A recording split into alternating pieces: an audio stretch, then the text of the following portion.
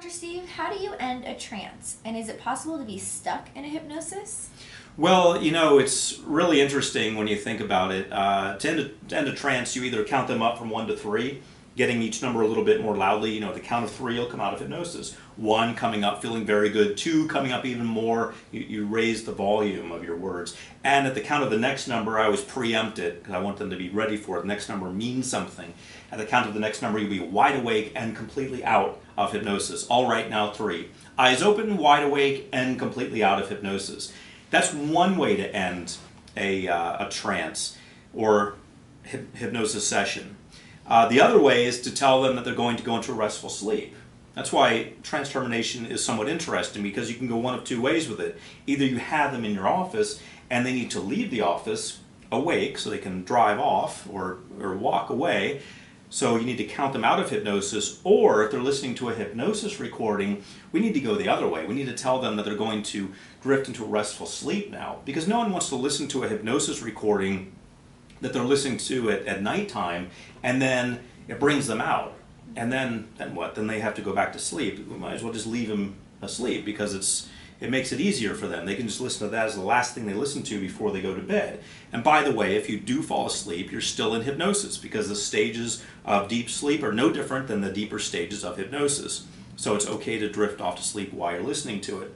So the alternative trance termination is, all right, now you're just going to drift off to sleep, and in the morning you'll wake up refreshed and rested. So that's how you end trance termination. There are one of 2 ways to do it. And then you also asked, is it possible to get stuck in hypnosis? That's the really interesting part about hypnosis, because people think you can get stuck in hypnosis, and you wouldn't get stuck in hypnosis, because when you go into a hypnotic trance, you're only going into a deeper state of rest. You're either going into a very relaxed state where you're still somewhat aware, or you're going to sleep, because, as I've mentioned, the stages of sleep are no different than the stages of hypnosis. So you wouldn't get stuck in a trance any more than you would get stuck asleep. You wake up when your body and mind are fully rested, or if some sound woke you up, you would wake up.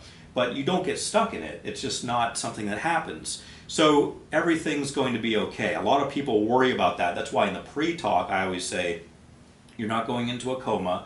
There's no way that's going to happen as a result of hypnosis, and you will come up after the session. And is there anything else that could happen during a hypnosis that could go wrong? There's not a lot that can go wrong during a hypnosis session. There are a lot of things that people think can go wrong. They think they can be told to do things against their will by the hypnotherapist.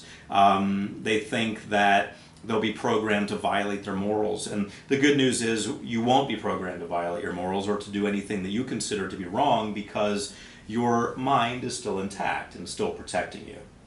Very interesting. Thank you very much. Oh, my pleasure. For more information about hypnosis, just check out the website that I have, which has a lot of information and a free hypnosis recording, by the way, and that is stevegjones.com. I'm Dr. Steve G. Jones, clinical hypnotherapist, hoping you have an outstanding day.